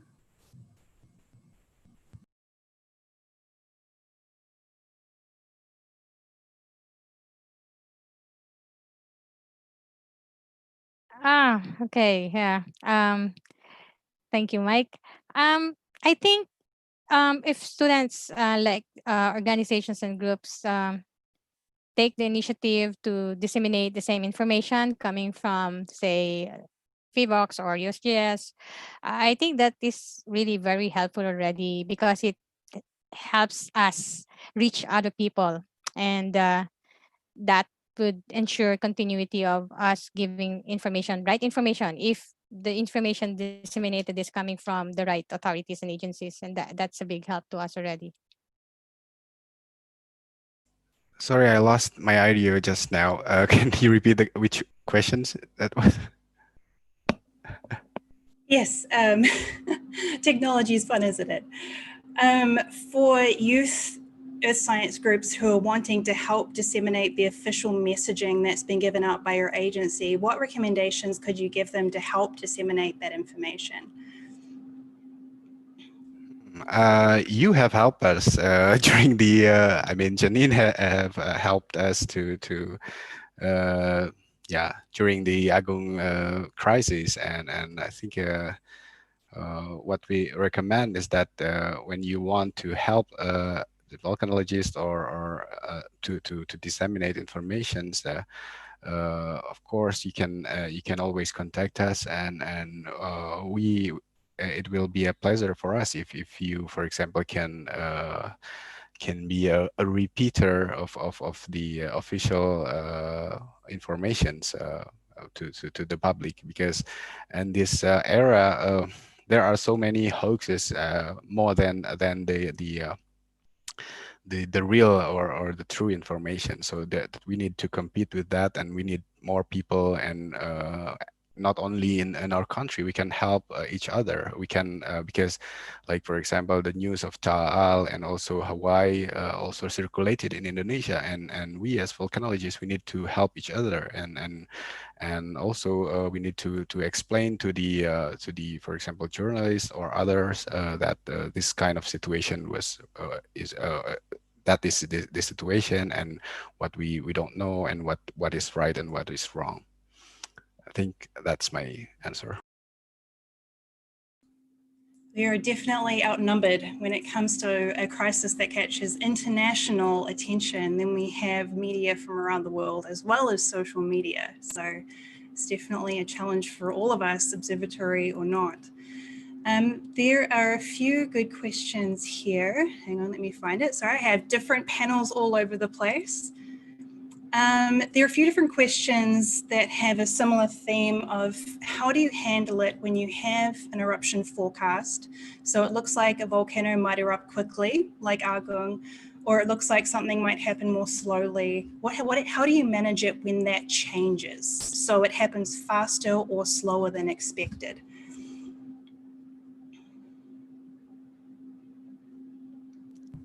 Okay, I will answer first. I didn't see Mike. I don't see Mike. Okay. Okay, here he is. Yeah, I think for the case of Agung, it is again depend on the volcano, that when we have more networks of monitoring stations, we will have better image of what happened inside the volcano. So it will give us how to say, it will help us to make a better decision, and because we know that maybe we know better what will happen next than if we don't have so much stations. So it is again depend on that so it depends on what's the network, and also depend on the volcano characteristic, the activity characteristic. In the case of Agung, we know from the history, from the past history, that in 1963 there was a series of felt earthquakes, and we don't know at that time. We didn't know. We don't have data from previous eruptions, and when the seismicity rapidly ramp up, and we need to make decision, and based on so what we are using only the 2 stations at that time, and to consider also the uncertainties. When we say we may say that only 15% or 10% that the volcano will erupt with VI 4 and plus, but 10% is still a possibility. So we need to consider that, and to when and we need also to consider how ready the people around the volcano. If you have, like, for example, not so many people around the volcano, and also you have good roads and you have good transportations to go out from the volcano easily, then you might go to a more precise decision. But in the case of a volcano that is rarely erupted, for example, like an Agung, and where people do not have sufficient experience, and at the same time we need to think about the elders and also the children's babies, and we know that the streets in Bali are small. And it will take some time to make evacuations. So at that point, we think that the best choice was making a rapid decision. But for other volcanoes that has more frequent eruptions, like Merapi, for example, and also other volcanoes in Indonesia, we could go more precise, because we also have more stations at that time. So it is really depend on which volcano you're working on. You need to have experience of the past eruptions as well as considerations. For example, in Merapi case, they have a very good databases of the past eruptions. So in 2010 eruption, they could see clearly how distinct that data was compared to the previous data. So at that time, we were sure that there is going to be a big eruption. But for the case for volcano with a long dormant period, then it will not be so easy.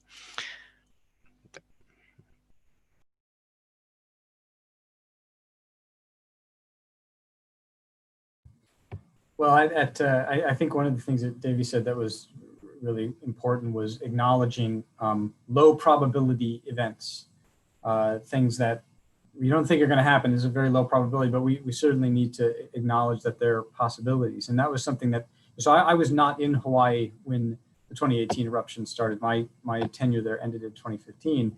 And I developed sort of a myopic vision of what happens when we see certain precursors that, I think we all felt fairly confident, oh, there's going to be another, we saw this coming, but it's going to be a small eruption that happens somewhere near the 35-year-old eruptive event, because that's the way it's always done. And of course, it did something different. We all knew that was a possibility, but we sort of got trained into thinking it was going to be this smaller event. So I think acknowledging the low probability but high impact events is important. And I think also acknowledging our uncertainty, that this is not, we cannot predict with certainty, but that doesn't mean we don't know anything. And it doesn't mean we don't have monitoring data that are very helpful in helping to anticipate some of these sorts of events. So I think as long as you're honest with the public, they can hopefully, most people anyway, will begin to appreciate the challenge in what it is we're trying to do, and both the limitations and the things that we know we can say with confidence.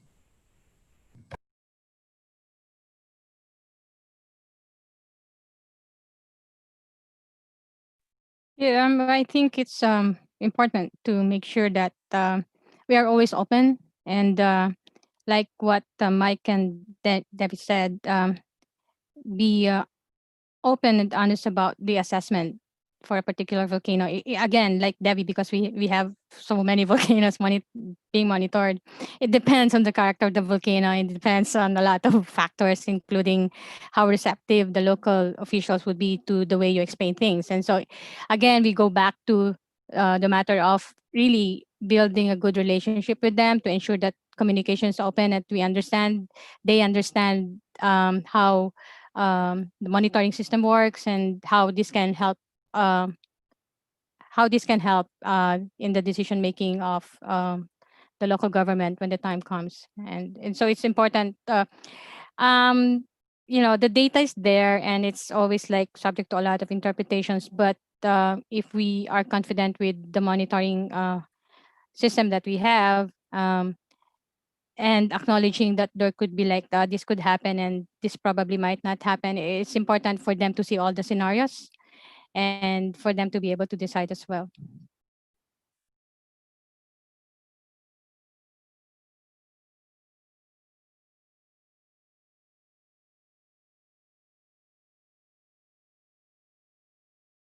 Janine? I'm going to bring on Dr. Supriyati for the last question. Thank you, Janine. I would like to ask question to Mike about social media. When you're dealing with bad news, what are your solutions? And my question is because we have happened in Bali. Have you ever met the source of the negative or road comment that continuously? And have you met that person individually, or what are the solution? Thank you. So the question is, if I understand, how to deliver bad news, basically. Well, in a word, honestly, I can. So when I was involved in Hawaii, we did have a lava flow crisis, and I interacted with some people at a community meeting. This was before we really were engaged in social media. And a person pointed to the map of where they lived, and it was right on one of our steepest descent lava flow paths. And I sort of had to tell the person right there, well, if the lava flow continues to advance, if it goes another 400 meters, then it's very likely that you're going to lose your house. Honesty. And yeah, it's bad news, but it's better that it come from you, an expert, as soon as you can deliver that sort of thing than to try to sugarcoat it or hold back. I mean, I think Devi and Marlene they probably had the exact same experiences. And I think there are probably parallels in medicine too. How do you deliver bad news if you're a doctor? You have to do it. You have to be honest, and you have to be empathetic and human. Oh, okay, thank you. And how you deal with the person who spread out the bad news? Oh, you mean like bad news as being not necessarily like you're going to lose your house, but bad news like misinformation? Yes, yes. Okay. So my approach has always been to the real merchants of misinformation, the people that are out there predicting earthquakes and always contradicting what experts say. Fighting them directly is sort of a losing proposition, I think, because they've got weird, rabid followers, and it's a tough. That's a battle that seems kind of unwinnable. They spam you. They sort of are not easy to work with. So I usually go with facts. You know, when people say something that I know comes from one of these, I don't call out the source of the misinformation and say, well, this is incorrect because of these reasons. I think it's important that we do that we call out bad information, because for every one person that might ask a question, especially on social media, there are many people that are watching the answer. They are looking at how we respond. So if someone says, oh, you're hiding earthquakes, Davey, you're hiding earthquakes, and Marlene, you're not being honest about how much magma is beneath the surface, there are people that are watching how we will respond to those questions. So we need to make sure we don't let those just go.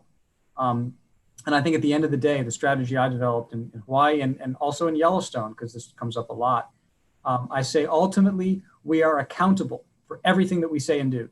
All of the information we put out, all of the pronouncements we make, we are accountable.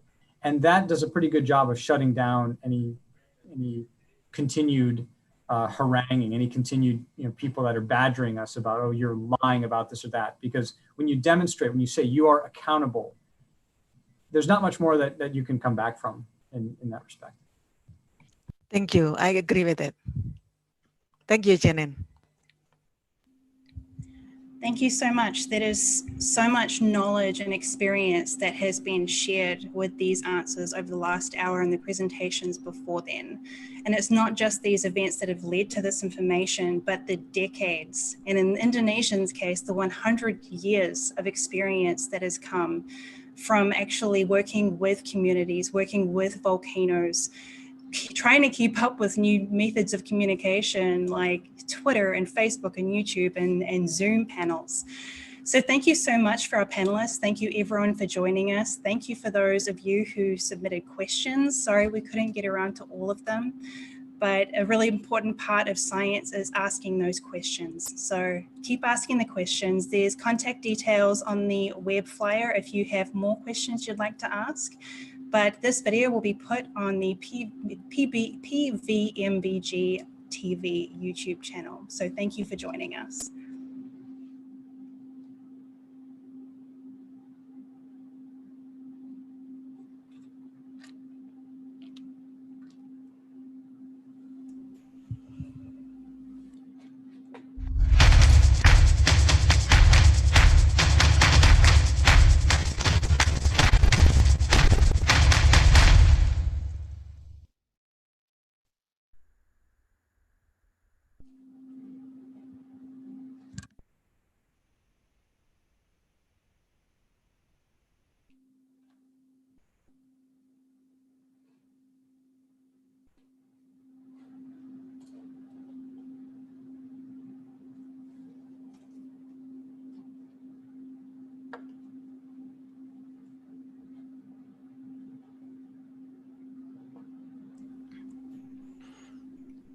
Okay, thank you, everyone. Thank you.